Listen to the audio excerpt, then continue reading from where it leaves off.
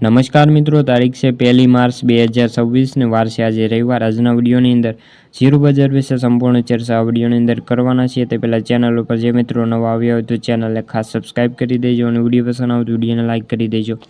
તો મિત્રો, ગુજરાતમાં નવા જીરુંની આવકો 35,000 બોરીએ પહોંચી છે અને ભાવ અત્યારે સ્ટેબલ જોવા મળ્યા છે। જીરું બજારમાં હવે બજારમાં નરમાઈનો માહોલ છે અને રવિવારે અમદાવાદમાં મુકાવનારા પાકના અંદાજ પર અત્યારે સ્થિતિ જાણી શકાય છે। જીરું બજારમાં સરેરાશ ભાવમાં મજબૂત રહ્યા હતા અને ખાસ કોઈ મોટી મૂવમેન્ટ નથી।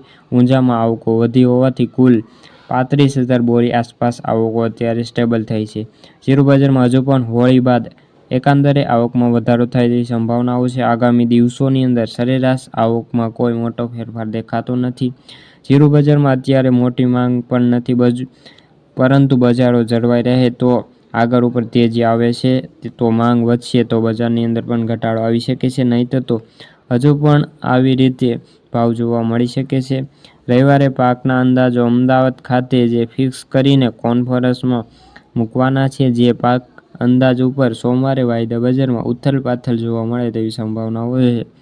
સરેરાશ બજારની અંદર ટોન મિશ્ર દેખાઈ રહ્યો છે અને ગુજરાતમાં આજે 35,000 બોરી જીરુંની આવકો છે, જેમાં ઊંઝામાં 15,000 બોરી, રાજકોટમાં 5,000 બોરી, ગોંડલની અંદર 4500, બોટાદની અંદર 3,000, જસદણની અંદર 1,000 આવક છે અને વાંકાનેરની અંદર 1,000, હળવદની અંદર 1,700, જામજોધપુરની અંદર 450, જામનગરમાં પણ 900 બોરીની આવક છે અને કચ્છમાં પણ 700 બોરીની આવકો ચાલુ થઈ ગઈ છે।